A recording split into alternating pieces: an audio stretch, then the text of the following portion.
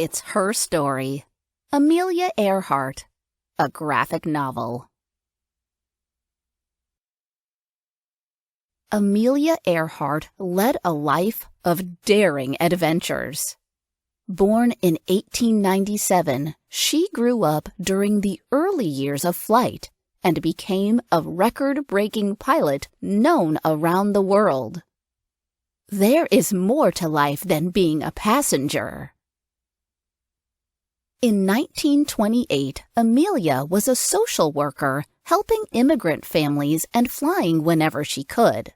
She was one of the few women with a pilot's license. "Miss Earhart, you have an urgent phone call." "Would you like to make aviation history?" Publisher G.P. Putnam interviewed Amelia. "You'll be the first woman to fly the Atlantic." "A dream." Let's talk details. Amelia would be named the flight commander, but Wilmer Stoltz would actually fly the plane. Stoltz gets $20,000 as pilot. You'll need to write articles to help pay for the trip. I'll create opportunities for women aviators. I always wanted to have adventures like the boys. Atchison, Kansas, 1905.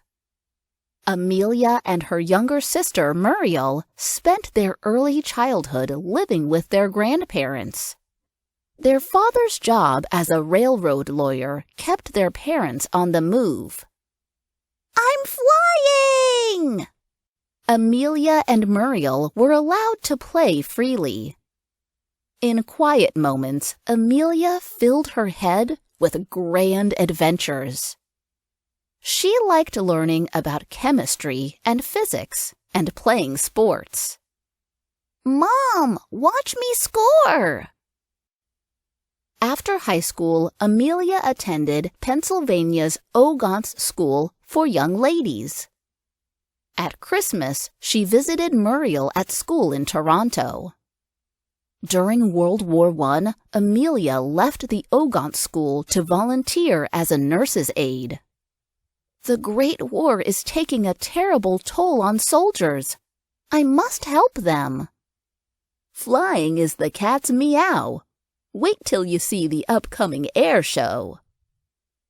Everyone flooded the streets to celebrate Armistice Day, the end of the First World War, on November 11, 1918.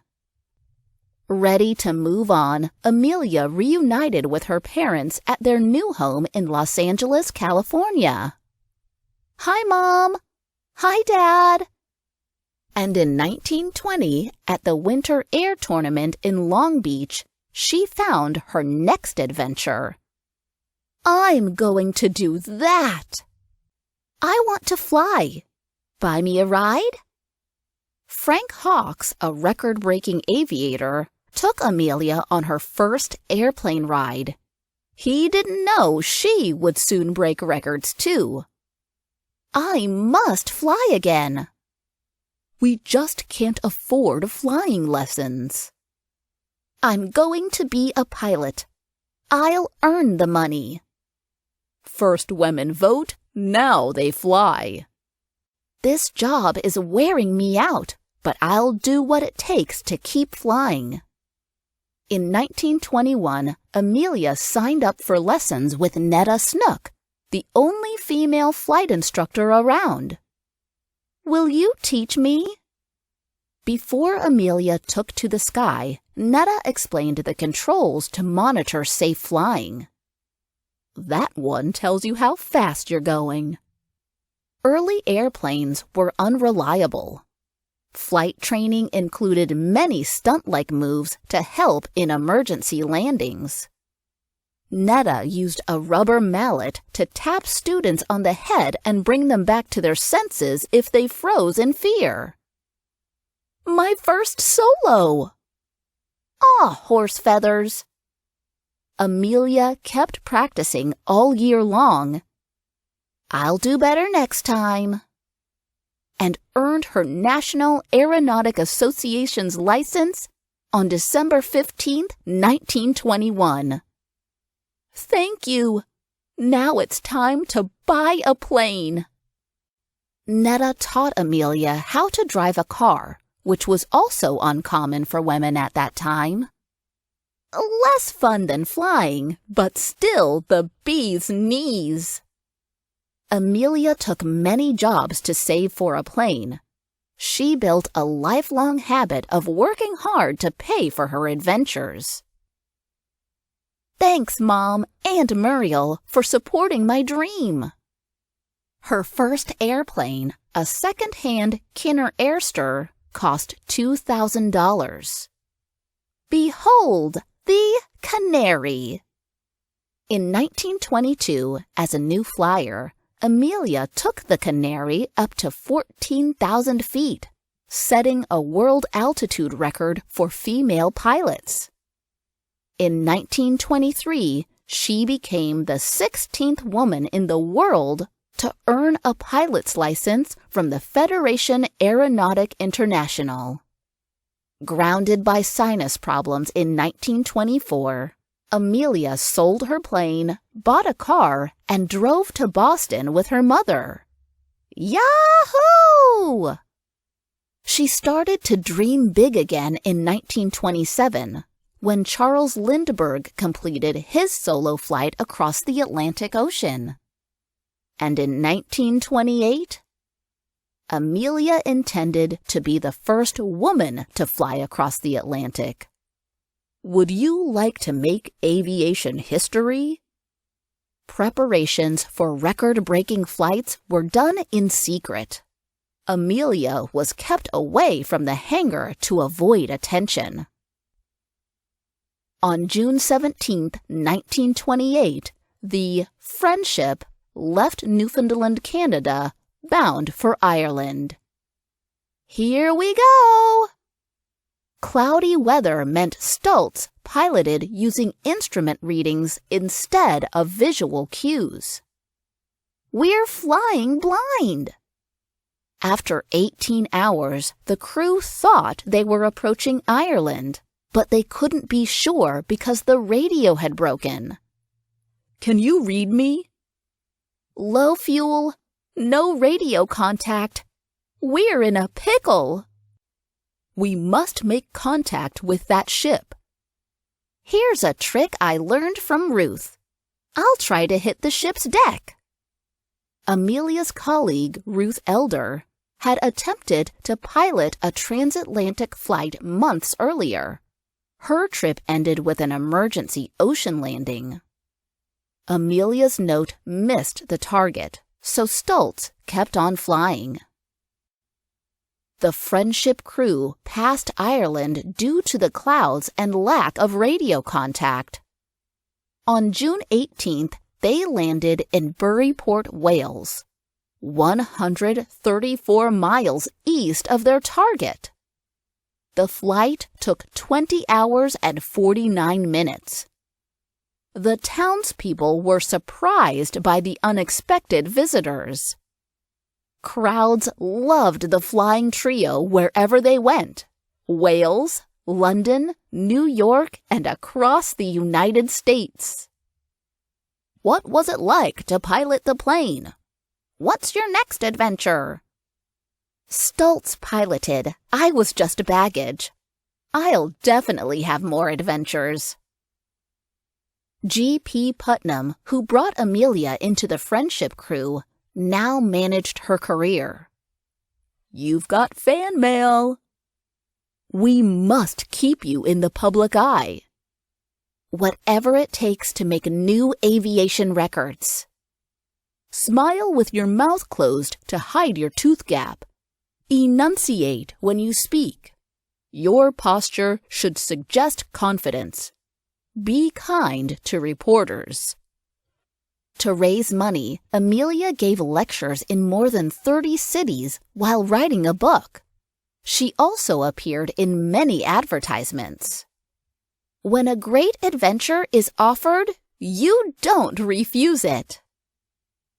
Amelia bought a second-hand Avro Avian in London. She hoped to take a quiet trip to California for the women's air races. Buckle in! But reporters were everywhere. Applesauce! A group of 20 determined pilots joined the first national women's race from Santa Monica, California to Cleveland, Ohio. The Air Derby planners had concerns. The 2,000-mile flight race is too difficult for ladies. Require them to have a man aboard. In the end, the women flew without men, but agreed to overnight stops. If we can't fly and navigate our own course, none of us will enter.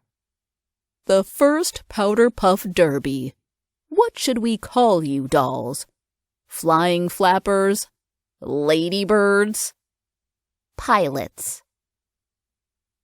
Of the 20 flyers, 15 arrived in Cleveland, a higher percentage than had finished in any men's derby to date. Amelia finished third. It's time to organize. We want to compete in co-ed races.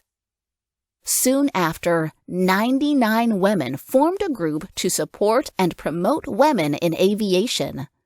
This organization is still active today. Amelia wrote a monthly magazine column and worked at 2 new airlines. She encouraged people, especially women, to take flight. The Great Depression hurt aviation, but Amelia's career kept growing. She even bought a powerful Lockheed 5B Vega. My little red bus. In 1930, Amelia was the 4th woman to receive a U.S. transport pilot's license. She also set a new women's world record for flying speed, 181.18 miles per hour. Marry me, we're a crackerjack team. All right, let's do it. Amelia married G.P. on February 7, 1931.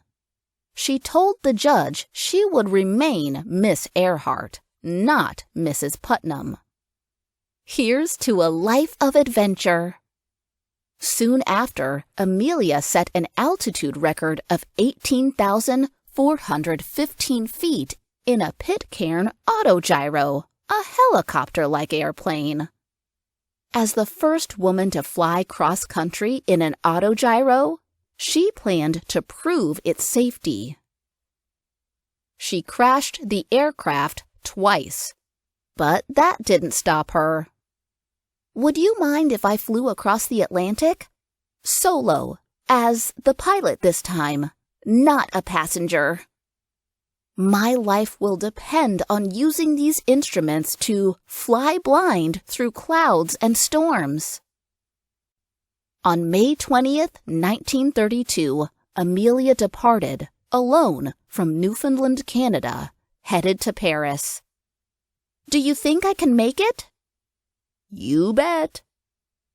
Drat, now I can only guess my altitude. This is a rough one. From bad to worse. Gotta find a safe place to land. Her record-breaking flight landed in Londonderry, Northern Ireland, 15 hours after takeoff. Amelia was honored around the world. She danced with princes and dined with presidents and prime ministers.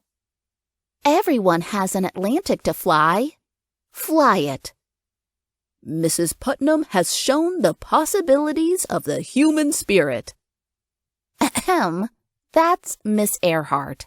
Thank you, President Hoover. In 1932, Amelia set 2 more records: top speed and first women's transcontinental solo nonstop flight. Amelia returned to Washington, D.C., and used her fame to support equality for women. President Hoover, I stand with the National Woman's Party. in hoping for speedy passage of the Equal Rights Amendment. In the spring of 1933, Amelia snuck First Lady Eleanor Roosevelt away from a party for a quick flight. They returned in time for dessert. To fund more adventures, Amelia launched a luggage line and a women's clothing line featuring her designs.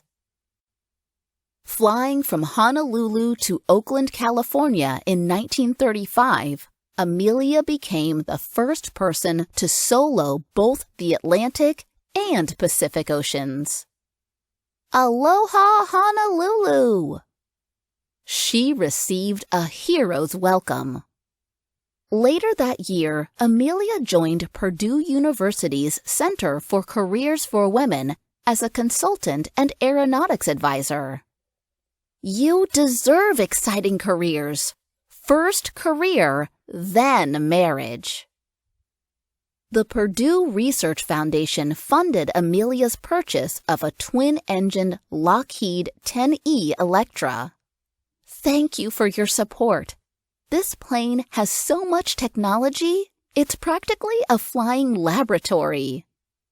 Amelia brought her new plane to the 1936 air races, where the women finally competed with men. 5th place, not my best, but at least women won 1st place. The race was disappointing. How about another exciting flight? Around the world? Her first attempt at circumnavigation failed. Amelia and her navigator, Fred Noonan, made a new plan. They began their around-the-world trip on June 1st, 1937. The first month went well. Things changed on July 2nd, 1937, when they left Lae, Papua New Guinea for tiny Howland Island. The U.S. Coast Guard Itasca was ready to help navigate the plane to its target. 5:45 a.m. and 100 miles out. 7:30 a.m. We must be near but can't see you. Fuel is running low. Unable to reach you by radio. Calling Itasca. Cannot hear you. Cannot see Howland Island. I can't see them. Nothing. 8:44 a.m. We are running north and south. That was her last radio transmission. Sir, they're gone. Many questions remain about Amelia's final flight, but the legacy she left is clear. Amelia Earhart led the way for women flyers to achieve their dreams. Aim for the stars. Ellen Ochoa, first Latina astronaut in space. Mae Jemison, first Black woman astronaut, first Black woman in space. Jean M. Holm, first female one-star general of the U.S. Air Force. Mary Golda Ross, first Native American aerospace engineer. Bessie Coleman, first Black woman to get a pilot's license. Catherine Se-Fun Chung, first licensed Asian American pilot. Amelia lived a courageous life and inspired so many others to believe, as she did, that adventure is worthwhile in itself.